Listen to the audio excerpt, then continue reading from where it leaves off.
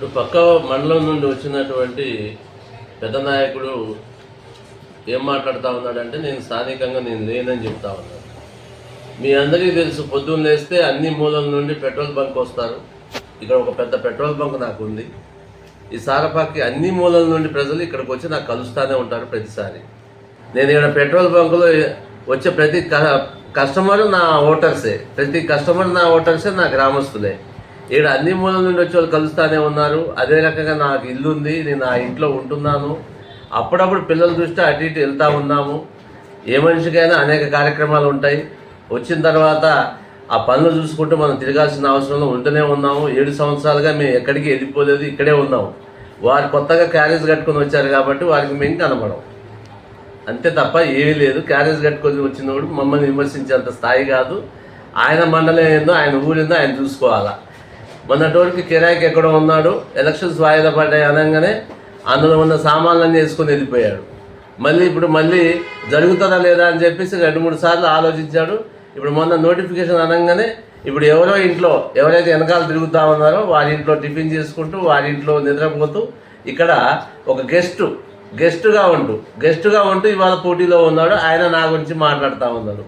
అది ప్రజలందరికీ తెలుసు. నేను స్థానికుడినా కాదా, స్థానికుడు కాకపోతే 2 సార్లు గెలిచానా, మరి స్థానికుడిని కాకపోతే నన్ను ఇంత పెద్ద మొత్తంలో ఇవాళ కావాలని కోరుకుంటున్నారా, మళ్ళీ నేను గెలవబోతున్నాను అన్నటువంటి సంకేతాలు అందరికీ తెలుసు.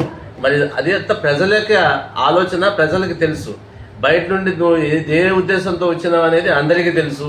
మరి ఆ వెనకాల ఉన్నటువంటి వాళ్ళే చివరికి నిన్ను అదే ఇంట్లో పెట్టుకొని మరి ఇవాళ ఈ 4 రోజులే కదా అని చెప్పేసి ఇంకొక రూమ్ ఎందుకు, గతంలో అనేక సార్లు రూమ్ పెట్టేసి చాలాసార్లు షిఫ్ట్ చేసినావు, ఆ బాధ అంతా ఎందుకని చెప్పేసి ఒకరు ఆశ్రయం ఇచ్చారు అక్కడ ఉన్నటువంటి పెద్ద మనిషి.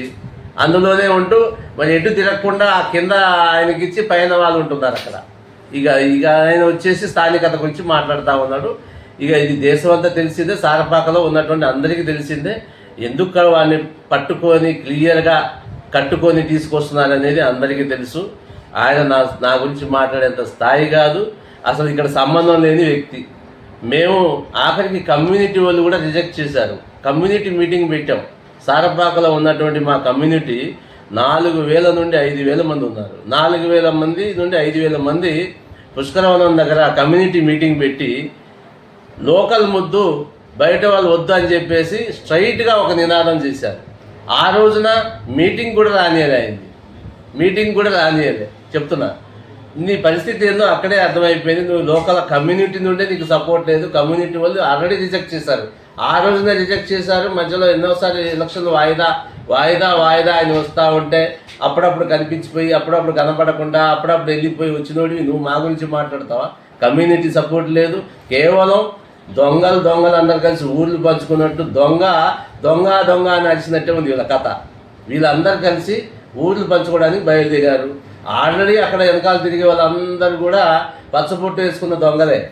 అందులో ఎవరి మినహాయింపు లేరు. ఎందుకంటే అంత దోపిడీ చేసి అలసిపోయి ఉన్నారు. దాంట్లో ఒక పెద్ద రైతులు ఉన్నారు, దాంట్లో గొప్ప నాయకులు ఉన్నారు. వీళ్ళందరి చరిత్ర సారపాకలో ఉన్న ప్రతి మూలకు పోతే చెప్తారు. అలాంటి వాళ్ళని పట్టుకొని స్థానికత గురించి మాట్లాడుతూ ఉన్నాడు. ఆయన స్థానికుడు, నేను స్థానికుడు 11వ తారీఖు వెళ్ళిపోతుంది.